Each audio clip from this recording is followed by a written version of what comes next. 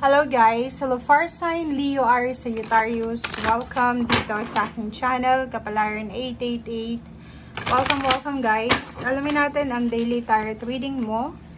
At ay general reading, so pwede kang makaresonate. Gamitin mo ang iyong intuition sa panonood. Fire Sign, Leo, Aries, Sagittarius. Okay, meron ditong spouse, wars and battles, and karmic relationship. So, nakikita ko sir dito, Fire Sign, Leo, Aries, Sagittarius, ang focus ng araw na ito is relationship and mga diskusyon, misunderstanding, or kung ano pa man. So, sa araw na ito, mag-iingat tayo. Okay? Mag-iingat tayo dahil may posibleng pagkakataon ngayon na pwedeng mag-away kayo, magkarelasyon, mag-asawa, mag-girlfriend, mag-boyfriend. So, kailangan yung maging aware dito kasi pwedeng mainit yung ulo mo, lalo na yung mga fire sign na Leo or yung Aries or even Sagittarius, na pwedeng pagbuntunan mo ng galit mo is yung asawa mo or your girlfriend, boyfriend. So, kailangan nating maging aware sa emotion natin sa araw na ito, lalo na doon sa may mga relationship.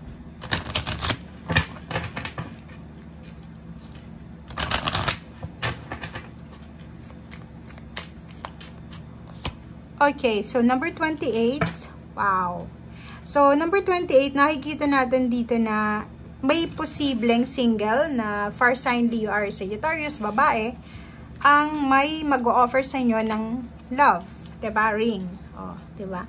So, if babae ka, or even lalaki ka siguro, posibleng sa araw na ito is may isang tao na gustong maging parte ng buhay mo. So, literal, pwedeng mag-offer sa'yo ng kasal, engagement, or yung iba din sa inyo, depende. Pwedeng may mga kasal dito, or mag-live-in partner na hindi na sila masaya sa relationship nila, and pwedeng sila ay away ng away, wala nang patutunguhan yung pag-aaway nila. And be careful kasi pwedeng humantong yan sa hiwalayan. Okay? Maraming selos, maraming mga accusation, maraming mga tamang hinala sa bawat parties. It's either ikaw or yung karelasyon mo. Okay, King of Wands and then the Tower. Nakikita ko sir dito na pwedeng, may iba sa inyo dito na Fire Sign, Leo, Aries, Sagittarius na disappointed kasi yung motivation nyo sa trabaho diba? It's either trabaho or negosyo. Alam nyo yung effort na ginagawa nyo diba? Like, ginagawa nyo yung best nyo sa trabaho or sa negosyo. But still, nandun ka pa rin sa hindi enough yung ginagawa mo. Parang, sa sobrang motivation mo na magtrabaho, tapos wala namang good result na dumarating sa'yo, instead na motivation yung nararamdaman mo, bigla kang nadidemotivate. Nawawalan ka ng interest, naboboring ka. Okay? So, nakikita ko sir dito na may iba sa inyo na pakiramdam nyo na walang patutunguhan itong ginagawa nyo, mapa-businessman or mapatrabaho. Okay. So, may the Tower dito, tas may Two of Swords. So, yun, may iba sa inyo dito na confused, distress, or yung parang hindi kayo mapakali, balisa, nagagalit, naiinis, nagkakamali. Pwede kayong magkamali sa ginagawa nyo. If you're a business person, pwedeng mali yung kwenta mo sa benta ngayong araw nito, or mali yung mga binili mo na kung ano man iyan. Okay? So, mayroon ditong travel na posibleng mahahang siya. Okay? So, if nagpaplano kang mag-travel, posibleng hindi yan matuloy sa araw na ito. Okay? If for example, nagpaplano kang mag-travel ngayon, or pwedeng nagpaplano kang lumipat ng tirahan, mag-apply ng trabaho sa ibang bansa, sinasabi ng barahan na kailangan mo maghintay pa. Kasi hang siya hindi pa siya matutuloy. Okay? And nakikita natin dito na habang hindi pa natutuloy, kung ano yung pinaka-principal plan mo, or yung pinaka-ultimate plan mo sa ngayon, pwede kang mag-try ng other source or other ways kung paano ka kumita ng pera. Kasi nakikita natin dito, pwedeng nagbabalak kang bumili ng sasakyan, bumili ng plane ticket or pwedeng travel, pero hindi pa siya matutuloy sa araw na ito.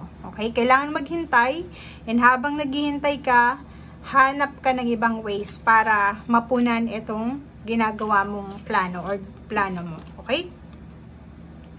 Ang nakikita ko sa'yo dito na pwedeng today is sobra kang busy. Sobrang busy, multitasking.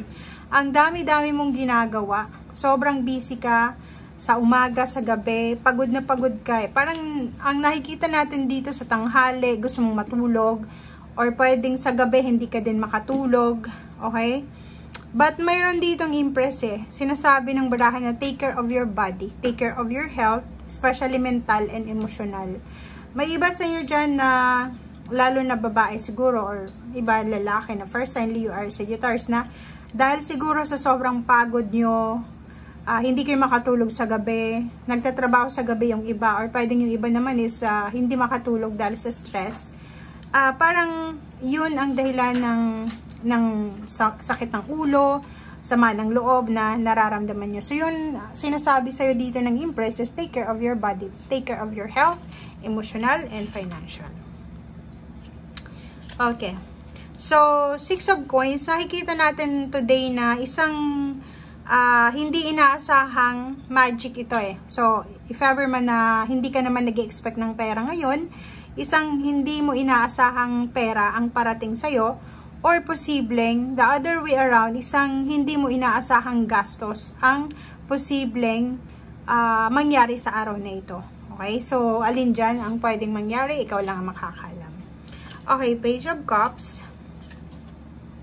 Okay, so nakikita natin dito guys na yon, may mga mababalitaan ka tungkol sa mga taong siguro related sa iyo or hindi mo naman close, pero siguro may mga mababalitaan ka na relationship na nag-improve. And if in a relationship ka, parang i-compare mo yung relationship mo sa taong ito, 'di ba? Parang like for example, nag-i-expect or parang ini-expect mo na, uy, itong kapitbahay namin, maghihiwalay to. Kasi away sila ng away, ganito, ganyan. Pero, bigla mong nakita today na sobra silang stable, sobrang secured yung relationship, and pwede kang makaramdam ng insecurity sa ngayon. Lalo na kung ang relationship mo ay hindi masyadong stable or may mga problemang nangyayari. Okay? Eh, nakikita natin dito yung iba sa inyo dito is parang gustong magpakalayo-layo sa relationship or gustong mabago yung cycle ng relationship nila kasi sawang-sawanan sila sa routine. Diba? Parang wala nang pagbabago yung relationship nila, or yung iba naman sa inyo dito is may nagbago sa relationship na hindi nyo matanggap. Okay? So, thank you guys and see you again. Bye!